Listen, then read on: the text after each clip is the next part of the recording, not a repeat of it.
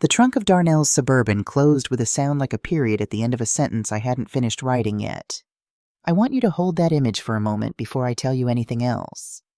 6:30 in the morning, a Friday in June, the kind of Chicago morning that almost makes you forgive the city for February. My son's house on the north side, the sprinklers still running in the front yard, the smell of cut grass and someone's breakfast coming through a screen window somewhere down the block. I was standing on this driveway with my suitcase, purple, brand new, bought specifically for this trip because I'd told myself a new journey deserved new luggage. And I was watching my son load Gerald Broussard's golf bag into the back of the car with both hands and his full attention. The kind of careful handling you give to things you've been told matter. Gerald and Renee Broussard's bags were already in, placed early, placed gently, given the best position in the cargo area. Then came the kids' backpacks, then the cooler, then the bag with the snacks and the tablets and the portable charger and all the other equipment modern children apparently require to survive a car ride. When everything else was settled, Kayla looked at my purple suitcase on the pavement and said without quite meeting my eyes, "Miss Dorothy, yours can go on top." I lifted it myself. I want you to understand something about me before I go any further. I am not a woman who has ever had trouble speaking her mind.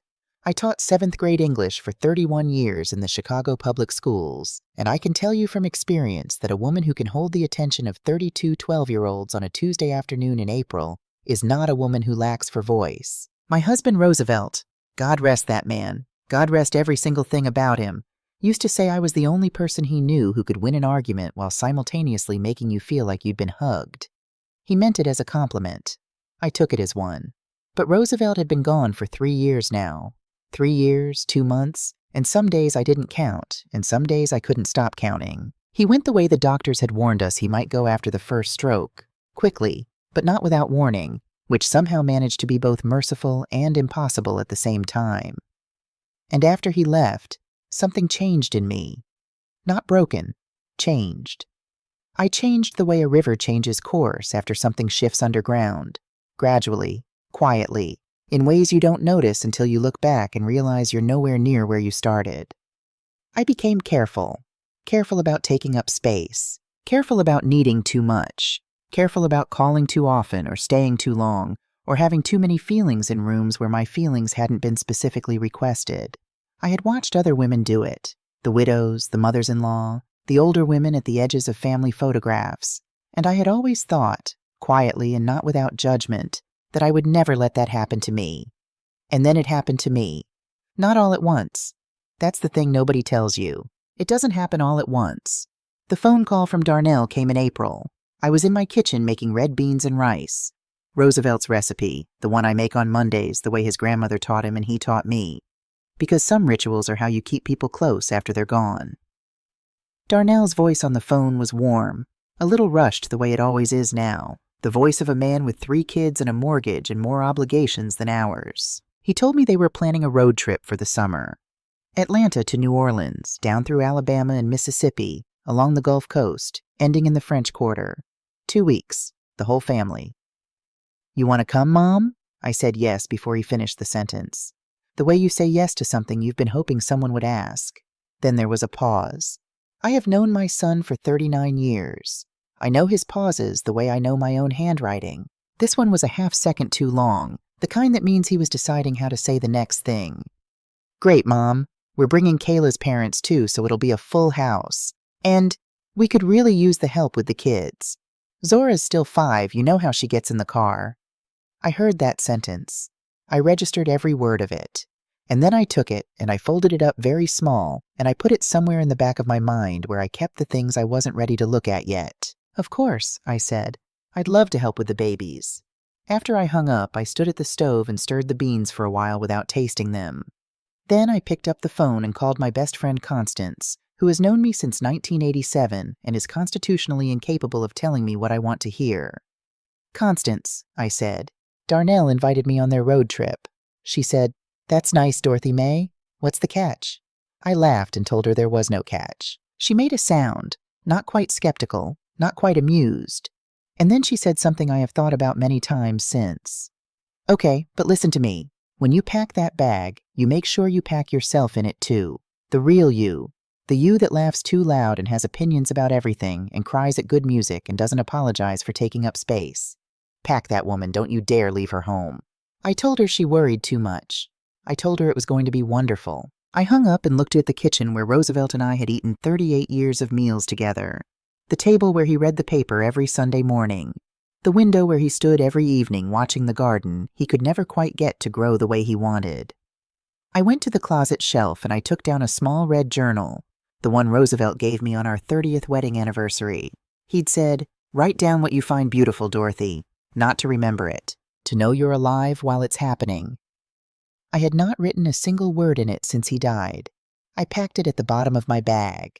I should tell you about the Broussards before I go further, because understanding them is part of understanding what happened on this trip. And I want to be fair, because fairness matters to me, even when it's inconvenient. Gerald and Renee Broussard are not bad people. I want to say that clearly and mean it. Gerald is a retired engineer from Baton Rouge, a tall, quiet man with good manners and a handshake like a promise. Renee is lively, well-dressed, the kind of woman who makes a room feel organized just by entering it. They love their daughter. They love their grandchildren. By every reasonable measure, they are decent, pleasant people. They are also, and I say this without malice, people who have moved through the world with a particular kind of ease that comes from never having had to wonder whether they belonged somewhere. I recognized it the moment I met them at Darnell and Kayla's wedding 6 years ago. Not arrogance exactly. Something quieter than that. The settled comfort of people who have never had to earn their place at the table because the table was built around them. I don't say that to be unkind. I say it because it matters to what happened. The first day on the road told me everything I needed to know, if I had been willing to hear it. I climbed into the third row of the Suburban, the back seat, the one that requires a small act of gymnastics to access and offers a view primarily of other people's headrests. Gerald was in the passenger seat. Renee and Kayla were in the middle row. My 3 grandchildren, Imani, 11 years old and already carrying herself with the particular dignity of a girl who knows she is smart. Jalen, 8, all elbows and questions. And Zora, 5, who climbed into my lap the moment I sat down and stayed there for 2 hours, were in the back with me. Nobody said, "Dorothy, would you like to sit up front?" Nobody said, "Mom, come sit next to me." The seating arrangement organized itself the way these things do when nobody questions the natural order, like water finding its level. I held the snacks. I managed the tablets when the Wi-Fi cut out. I played 20 questions and I spy in a hand-clapping game with Zora that I half remembered from when Darnell was small. For 400 miles through Indiana and Kentucky, Darnell and Gerald talked about a real estate investment Darnell was considering. Renee and Kayla talked about a spa retreat Renee was planning for September. The conversation in the front of the car had the warmth of people who had done this before, who moved easily in each other's company, who knew each other's rhythms. When we stopped for gas outside Louisville, Darnell came back to the car with 2 coffees, one for Kayla, one for Renee. Gerald had already gone inside and bought his own. Darnell handed the coffees through the window and got back in the driver's seat. I was standing beside the car, stretching my back. He didn't ask what I wanted. I went inside and bought myself a black coffee, stood at the counter and waited for it, and thought about how Roosevelt had stopped at probably 300 gas stations with me over 38 years and had never once come back to the car without asking first. Even after 30 years. Even when he knew the answer was going to be black coffee, no sugar, same as always. Just the asking, that's all. The asking was the thing. I drank my coffee in the third row and watched Kentucky turn into Tennessee through the window, and I told myself, this is fine. People fall into rhythms on trips. It will even out. The first hotel was in Montgomery, Alabama. The room assignments were explained to me in the parking lot by Kayla while Darnell unloaded the bags. Other people's bags, not mine. She told me the suite was for her and Darnell. The king room was for her parents. I was in the room adjacent to the children's, which she presented to me not as a room assignment, but as a gift. That way you're close if they need anything in the night. I smiled. I said that sounded fine. Later that night I lay in the dark listening to Zora's small breathing through the wall, and I thought about the red journal at the bottom of my bag, and I thought about Roosevelt, and I thought about how different a hotel room feels when there is no one to reach for in it. I did not cry. I pressed my face into the pillow instead, and let the feeling pass through me the way you learn to let things pass through when you've had practice. In the morning, I was up at 6:30 making coffee runs from the lobby for everyone. That became the pattern. But Montgomery gave me something I hadn't expected, and I want to tell you about it because the whole trip wasn't darkness, and I don't want to be dishonest with you. We went to the National Memorial for Peace and Justice, the lynching memorial on the hill above the city. Roosevelt and I had talked about going for years. We'd planned to make it a trip, just the two of us, in 2019. Then the first stroke came, and then there was recovery, and then the second stroke, and then there was nothing. I walked through those grounds with Imani's hand in mine, and Jalen walking close on my other side, and I felt the weight of the place the way you feel weather before it arrives, in your whole body, not just your skin. Imani stopped in front of one of the hanging steel monuments and read the names quietly, her lips moving. She is at the age where she is beginning to understand that the world has a history and that the history has something to do with her. I watched her face change as she read. She looked up at me and asked, "Grandma, why did people do this?" I didn't answer right away. I looked at the names. I thought about my grandmother's stories, the ones she told in a low voice on her front porch in Birmingham, the ones she said were important to know and dangerous to say too loud. I thought about what it means to carry history in your body, the particular inheritance of knowing that the ground you're standing on has been soaked in things that were done to people who looked like you. Then I said, "Because they were afraid, baby. People do the most terrible things when they're the most afraid. But look, these names are still here. All these names. They couldn't take the names away. They never could." Imani squeezed my hand. Jalen leaned against my arm without saying anything, the way he does when he's absorbing something too big for words. Darnell was standing a few feet away. He had heard all of it. He didn't say anything, but I saw him look at me with an expression I recognized, the expression of a child remembering who his mother is. It lasted about 30 seconds. Then his phone buzzed and he walked away to answer it. Montgomery gave me something I hadn't expected to find there. I held on to it for the rest of the trip the way you hold on to warmth before going back out into the cold. By day 4, somewhere on the highway between Biloxi and Mobile, I had a clear accounting of what this trip had cost me and what it had returned. I had paid for 3 hotel nights.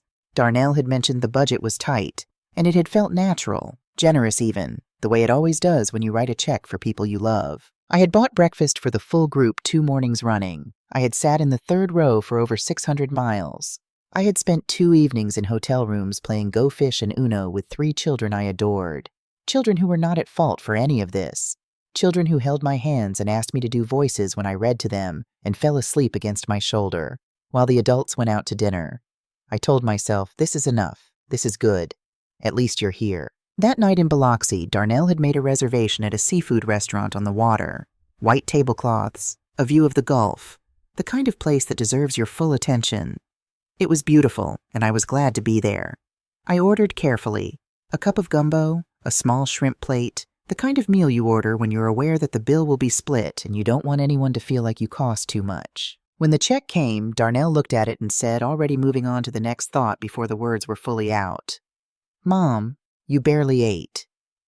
Not unkindly, not with cruelty, just noticing, the way you notice the weather. I looked at him. He was already talking to Gerald about something else. I looked out the window at the Gulf of Mexico in the dark, the water moving black and silver out past the dock lights. I reached into my bag. I took out the red journal. I opened it and looked at the blank pages, all those empty pages Roosevelt had given me to fill 3 years ago that I had been unable to touch. I didn't write anything. Not yet. I just looked at the blankness of it. And I thought, Rosie, did you hear that? Did you hear your son tell me I barely ate? I put the journal back. I finished my water. I smiled when Renee made a joke about the drive tomorrow. And I told myself one more time, this is fine. It will even out. But a voice somewhere in the back of my mind, the voice that sounded like the woman Constance had told me to pack, said quietly and clearly, Dorothy May, it is not going to even out. And you know it. We left Biloxi the next morning before the heat set in. I watched the Gulf disappear in the side mirror and I thought, 2 more days. New Orleans in 2 more days. New Orleans was always going to be the hardest part. Not because I was dreading it, because I had been waiting for it. There is a difference between those 2 things that matters enormously, and I want you to understand it before I tell you what happened there. Roosevelt Whitfield was born on Ursulines Avenue in the Treme neighborhood of New Orleans in the summer of 1957. He left at 19 to study engineering at the University of Illinois, carrying one suitcase and his grandmother's gumbo recipe written on the back of an envelope, and he never moved back. But he carried the city with him the way some people carry their faith, not always visible, not always spoken about, but present in everything. In the way he cooked, in the music he played on Sunday mornings, in the way he could hear a trumpet from 3 blocks away and stop mid-sentence just to listen. We had come back together 3 times during our marriage. The last time was 2016, his 60th birthday, a trip I had planned for 6 months as a surprise. I remember standing with him on Frenchman Street at midnight, the air so thick and warm it felt like something you could hold in your hands, music coming from 3 different directions at once. He had taken my hand and said, "This is home, Dorothy, not the kind you live in, the kind that reminds you who you are."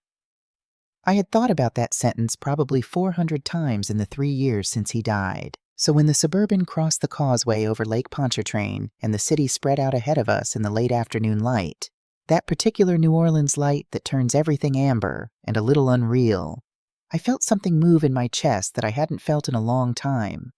Not grief exactly, something more like recognition, like a part of me that had been very quiet for a very long time was lifting its head. Zora was asleep against my arm. I looked out the window and I whispered so quietly that nobody could have heard me even if they'd been listening. "We're here, Rosie. I made it."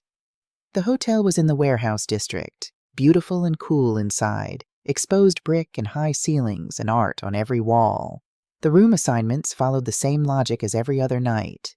Suite for Darnell and Kayla, king room for Gerald and Renee, Dorothy adjacent to the children. I carried my own bag to my room and unpacked my purple suitcase with the methodical calm of a woman who has made a decision to feel nothing about this particular thing tonight.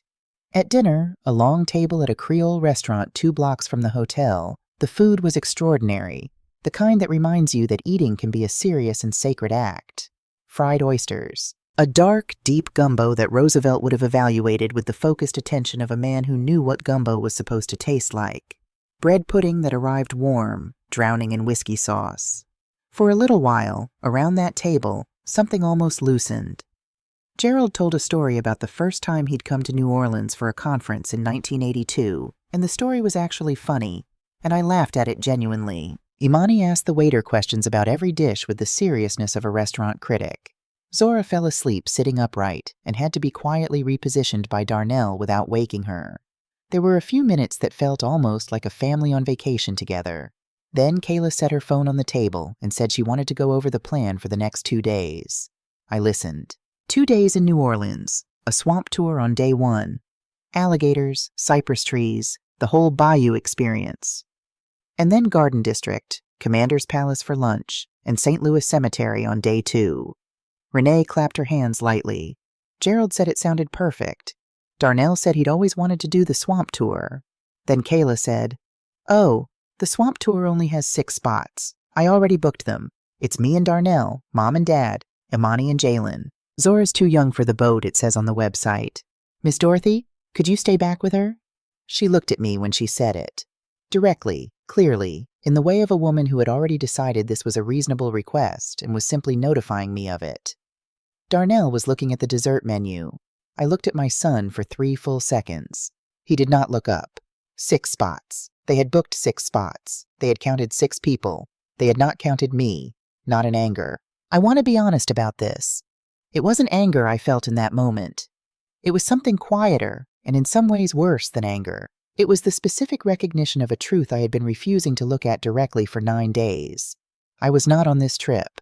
A function of this trip was the woman who held the snacks and managed the tablets and slept next to the children and paid for the rooms and made the morning coffee runs. She was on this trip.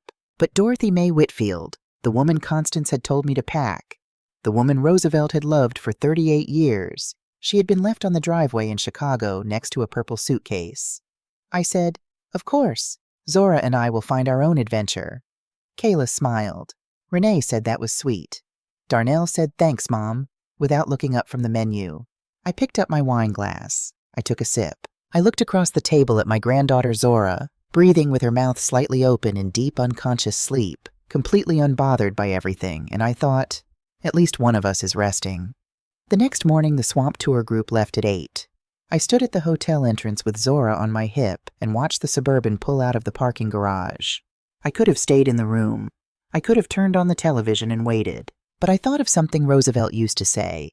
The only wasted morning is the one you spend wishing you were somewhere else. I looked down at Zora. She looked up at me with her father's eyes in her small, round face. Where are we going, Grandma? We're going to see where your grandfather grew up. She considered this with the gravity of a 5-year-old receiving important information. Did he live far? About 20 minutes. We'll take a cab. Can we get breakfast first? We can absolutely get breakfast first. I had the address of Roosevelt's childhood home from an old letter his mother had written us years ago, kept in the box of papers I'd gone through 3 times in the months after he died. Ursuline's Avenue in the Treme. A narrow street, old trees, the particular architecture of that neighborhood that looks like nowhere else in America. Those long front porches, those shuttered windows, that specific quality of age that doesn't feel like decay, but like memory made physical. The cab driver, a man named Terrence who'd lived in New Orleans his whole life, asked if we were tourists. I said, "My husband was from here. He passed 3 years ago. I'm bringing his granddaughter to see where he started." Terrence was quiet for a moment. Then he said, "Those are the best kind of visits. City holds on to people like that." The house on Ursuline's Avenue had been painted yellow since the last time Roosevelt and I had driven past it together. New shutters, a different mailbox. But the magnolia tree in the front yard, the one Roosevelt had described to me once while we lay in bed on a Sunday morning, talking about childhood the way you do when you've been married long enough to want to know everything about each other, was still there. Enormous now, branches reaching out past the fence line into the street. I stood on the sidewalk in front of it with Zora's hand in mine. Zora looked at the tree for a long moment. Then she said, "It's really big. Your grandfather climbed it when he was a boy. He said he could see all the way to the next block from the top." She tilted her head back and looked up through the branches. "I want to climb it." "I know. Me too, baby." We stood there for a while, the 2 of us, on a sidewalk in New Orleans in the warm morning air, and I talked to Roosevelt the way I'd gotten used to doing. I told him we were there. I told him the tree was magnificent. I told him his granddaughter had his chin and his stubbornness and his habit of asking questions in threes. Then I took Zora to Café du Monde.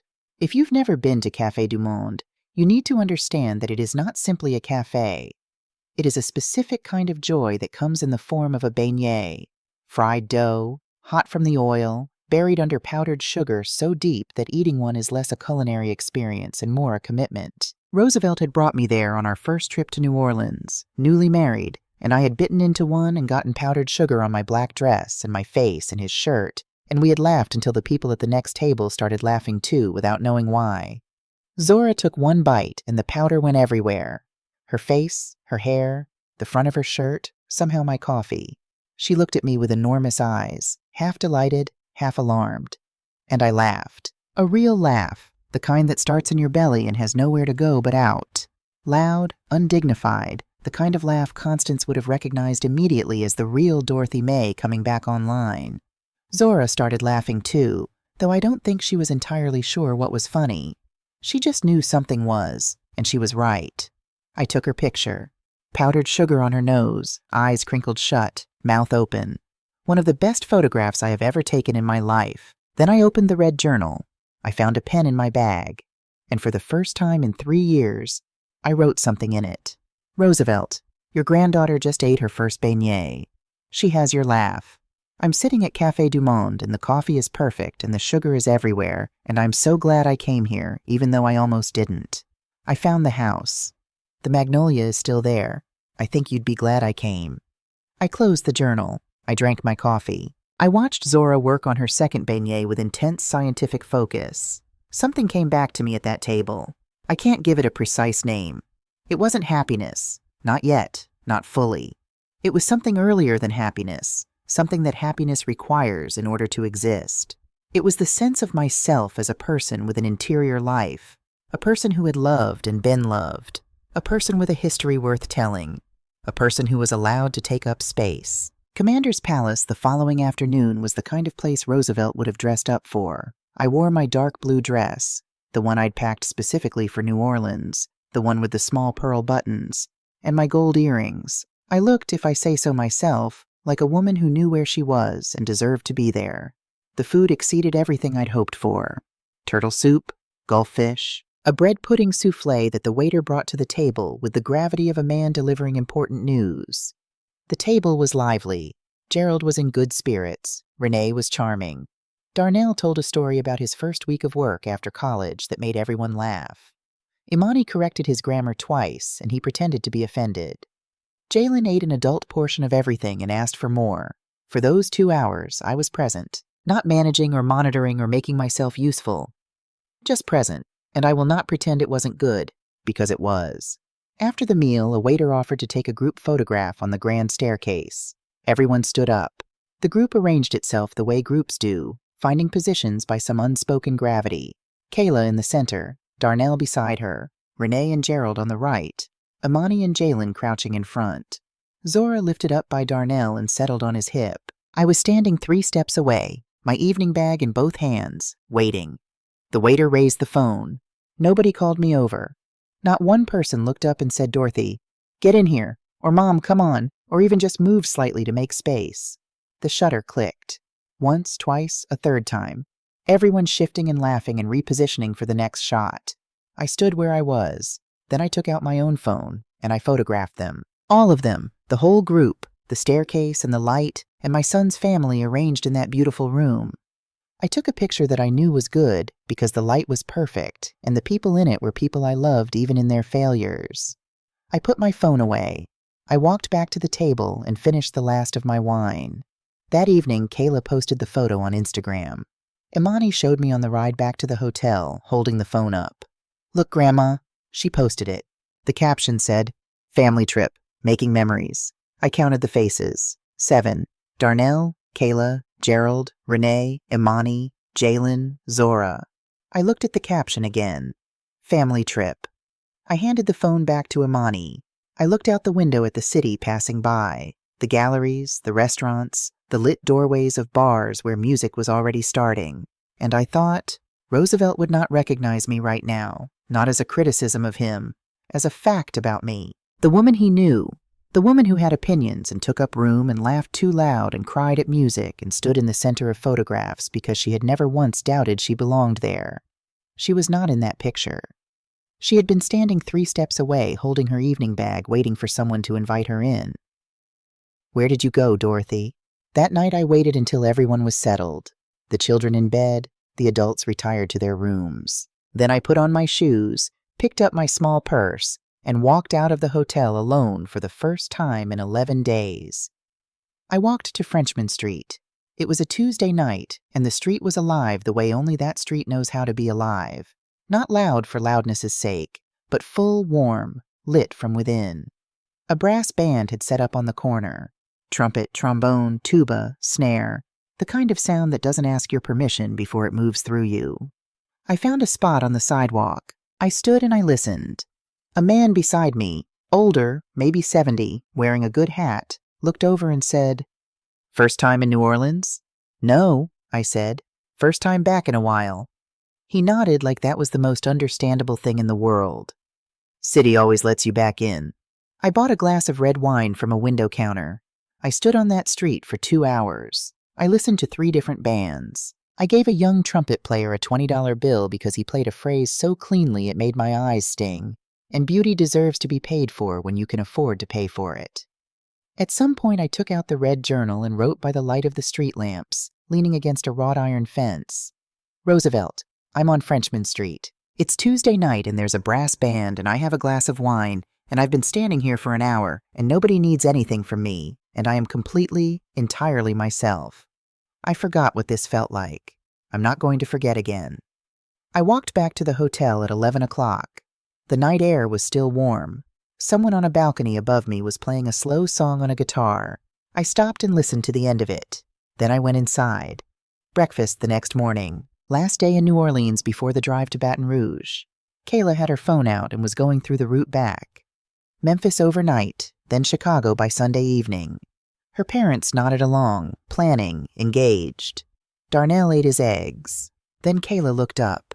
Not unkindly. "I need you to understand that, because I've thought about this moment many times since, And the thing that made it cut so deep was precisely that there was no cruelty in it, and said, "Miss Dorothy, the drive back is going to be long. We're kind of thinking it'll be good family time, just the core group, you know? Wind down together. If you wanted to head back earlier, maybe fly out of New Orleans, nobody would think anything of it. Totally up to you." Darnell did not look up from his plate. Gerald looked out the window. Renee refilled her coffee cup. Totally up to you. I've turned that phrase over many times since. It's the perfect phrase for what it was doing. Technically generous, structurally a dismissal. Totally up to you means, we have already decided, and we are giving you the courtesy of letting you pretend you chose it. I said, "Let me think about it."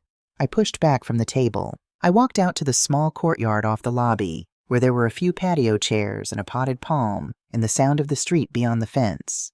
I sat down. I took out my phone. I pulled up the airline app. There was a flight out of Louis Armstrong Airport at 7:15 the following morning, direct to O'Hare.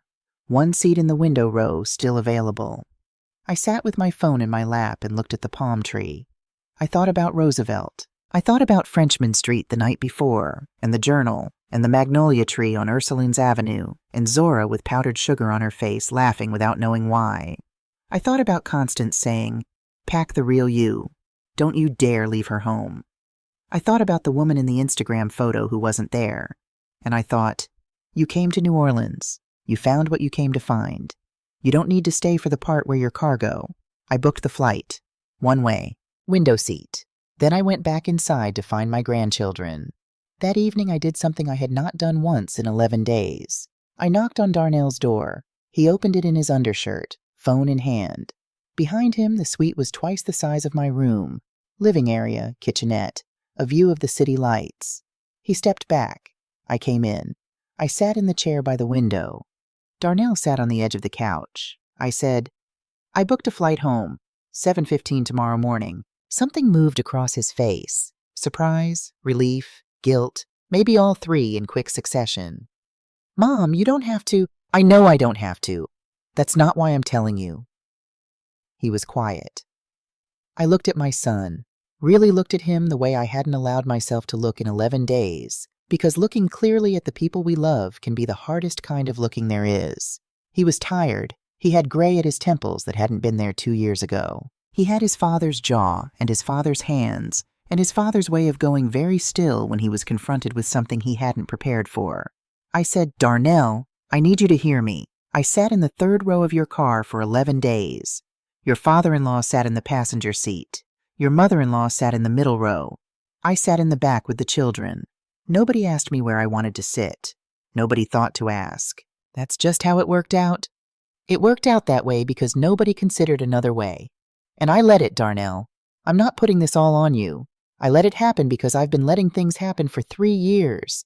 Since your father died, I've been trying so hard not to need too much that I stopped expecting anything at all. And somewhere in the middle of that, you stopped seeing me as a person who could want things." He opened his mouth. I held up one hand. Not unkindly. Just let me finish. I need you to think about that. Not tonight. I'm not asking you to fix it tonight. But I need you to actually think about it, Darnell, the way your father would have. He looked at his hands. Roosevelt's hands. Broad-palmed, long-fingered. I had held those same hands in the delivery room 39 years ago. He said quietly, "I hear you, Mom." "Good." I stood. I smoothed my skirt. "I love you. You are a good man in a lot of ways, but you have some things to think about. And I think you know that." I went to the door. Then I stopped. "Your father would have never let me sit in the third row. Not once. Not for 5 minutes." I didn't say it to wound him. I said it because it was true, and because truths like that are only useful when they're spoken out loud. I closed the door quietly behind me. I did not sleep much that night. Not from distress. I was past the kind of sleeplessness that comes from pain. This was a different kind of wakefulness. The kind that belongs to people who have made a decision and feel it settling into their bones. I lay in the dark and I talked to Roosevelt the way I'd been doing for 3 years. "Rosie, I found Frenchman Street. I stood there for 2 hours with a glass of wine and a brass band, and not a single person needed anything from me. I found your magnolia tree. I took Zora to Café du Monde and she got powdered sugar on everything, and I laughed. Really laughed. The kind you always said sounded like a celebration. I'm going home tomorrow. Not because I'm giving up, because I'm done shrinking. Outside the window, somewhere in the city, a trumpet was playing something slow. You'd recognize me again, I think. Getting there anyway. I got up at 5. I showered. I put on my traveling clothes. Comfortable, mine, chosen because I liked them. I packed my purple suitcase for the last time on this trip, and I packed it carefully. The red journal went in last, on top, where I could reach it easily. The dining room at 6:15 was quiet, early light coming through tall windows, the smell of coffee, a few other guests moving slowly with their cups. I got my breakfast from the buffet. Eggs, fruit, toast, a proper cup of coffee. I sat down and ate in peace for 10 minutes before anyone else came down. Gerald arrived first, then Renee. The morning had its own rhythm. Then Kayla came down with the children.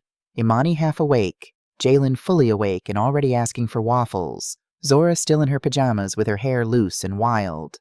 Darnell came last, and he looked at me across the table with an expression that told me he had not slept much either. The table settled into its breakfast noise. Syrup requested, orange juice knocked over, cleaned up, replaced. The ordinary organized chaos of a family with young children. Kayla was going over the route again. Memphis, overnight, then Chicago by Sunday evening. I waited for the natural pause in the conversation. When it came, I set my cup down and said clearly and without apology, I want you all to know I'm not making the drive back. I have a flight this morning from Louis Armstrong. 7:15. The table went still. Darnell looked at me. His face was open in a way it hadn't been in days. Gerald said nothing, but he looked up from his plate, and there was something in his expression I hadn't seen before.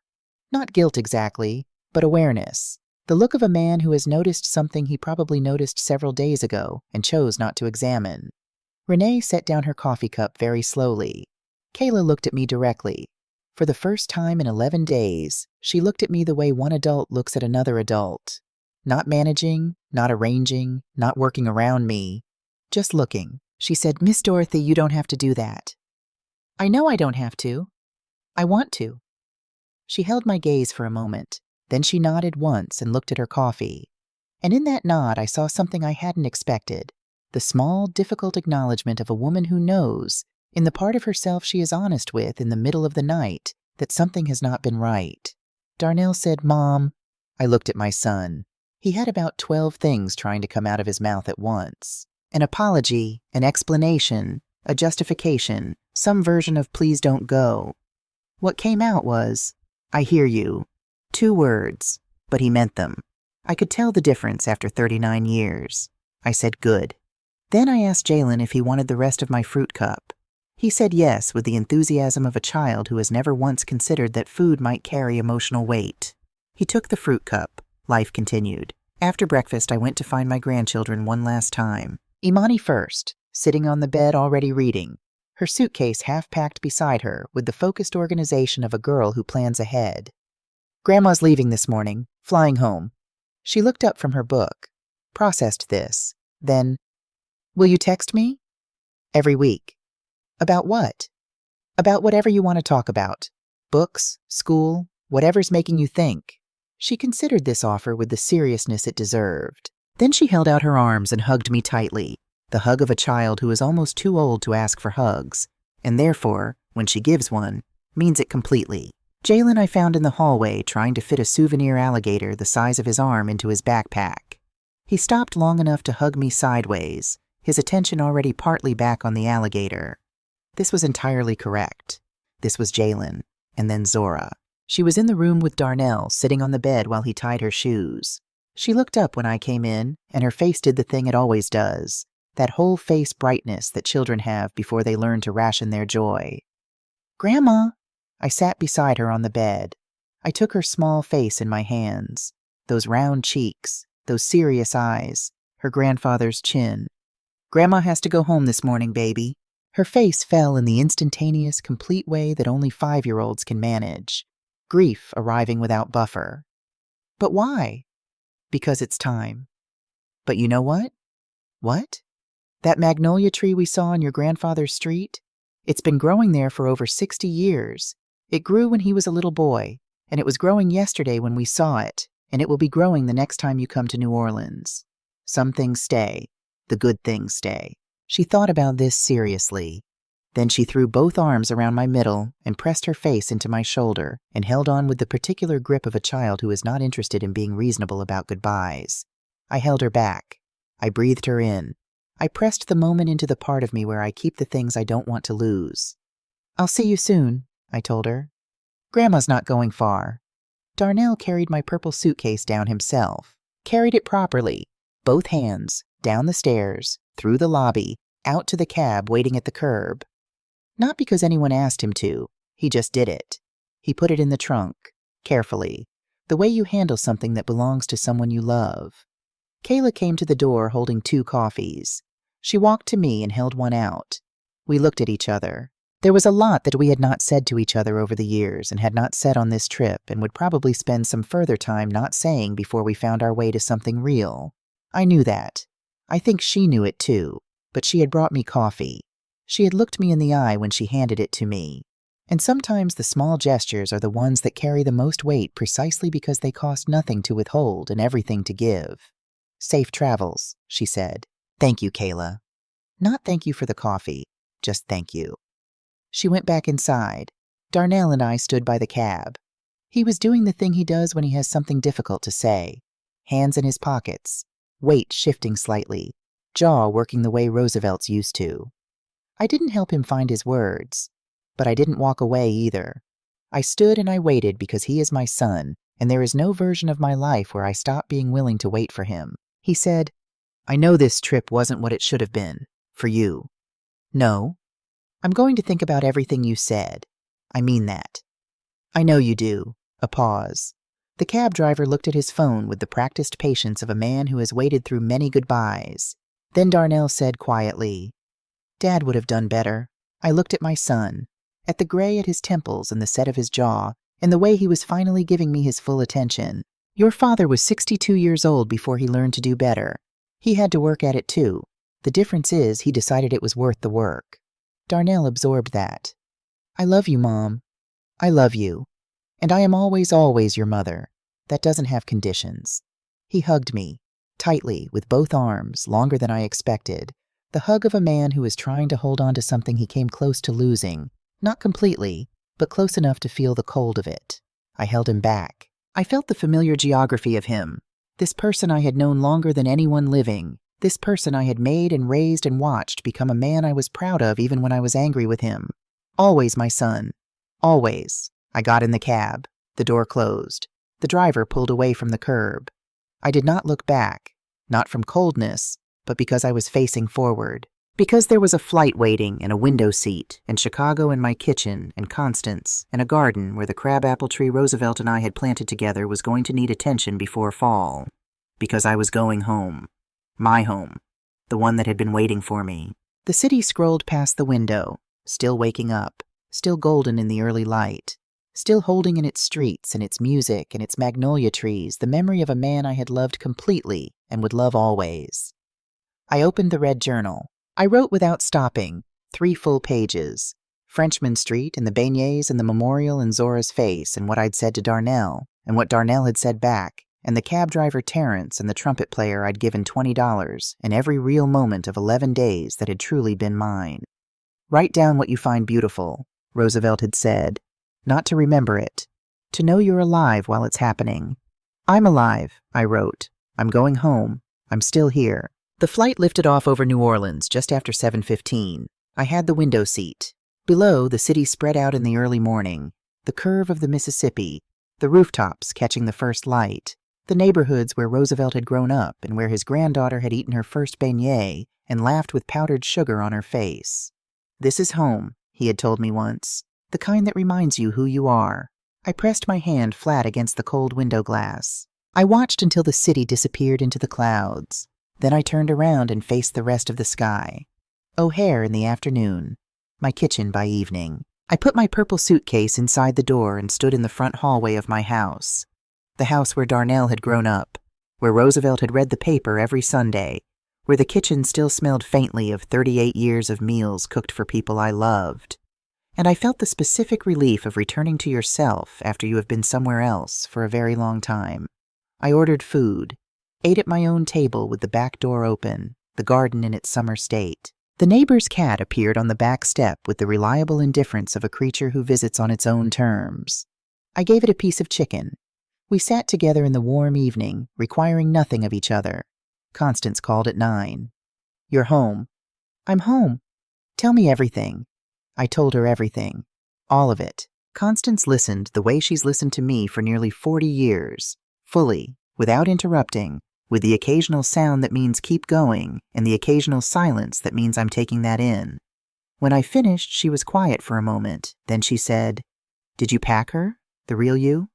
"I found her in New Orleans." "That's even better. Darnell called the night I got home. I let it go to voicemail. Not as punishment. I needed one evening that was entirely mine. He called again 2 days later. I answered. We talked for 50 minutes. Really talked. Not the managed, careful conversation we had been having for years where both of us were editing in real time, but the actual conversation of a mother and son who have decided that honesty is worth the discomfort it costs. He said things I had needed to hear. Some of them he got right on the first try, and some of them he had to circle back and say again differently, but he kept at it, which was the important thing. I said things I had been storing in the careful quiet of 3 years of not wanting to be too much. Some of it came out more plainly than I'd expected. Some of it surprised even me. We didn't solve everything. Families are not problems with solutions. They're more like gardens. They require continuous attention, and they change with the seasons. And sometimes something dies back that you were certain was permanent, and sometimes something grows in a place you never planted anything, and the work of it never really ends. But we were honest with each other. And honesty, I have come to believe, is the only door that opens from both sides. A week later, a text from Kayla. Short, direct, in her style. "The kids asked about you 3 times on the drive home. Jalen wants to know if you'll teach him to make red beans and rice. I was thinking maybe we could have dinner sometime, just the 2 of us, if you're open to it."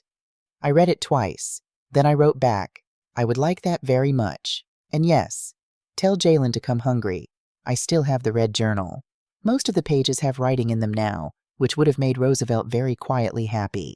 I write in it on the mornings when I want to know I'm alive while something beautiful is happening, which turns out to be more mornings than I'd realized once I started paying attention.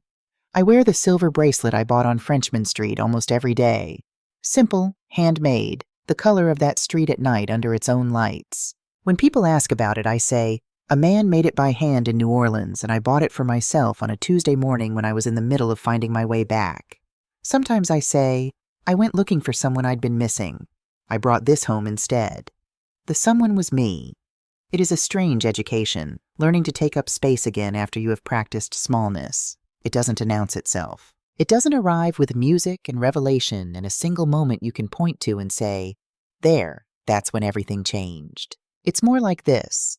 You are standing on a sidewalk in front of a yellow house in New Orleans, and there is a magnolia tree that has been growing for 60 years, and you are telling your granddaughter about a man who climbed it as a boy, and you realize you are exactly where you are supposed to be, and you are taking up exactly the amount of space you are entitled to, and it is enough. It was always enough, you just had to remember. To every woman who has ever sat in the 3rd row and told herself it was fine, you are allowed to want the window seat. You are allowed to eat at the restaurant you chose. You are allowed to stand in the photograph, right in the center, where the light falls on you the way it was always meant to. You spent a long time making room for everyone else. There is room for you, too. There always was. Stay.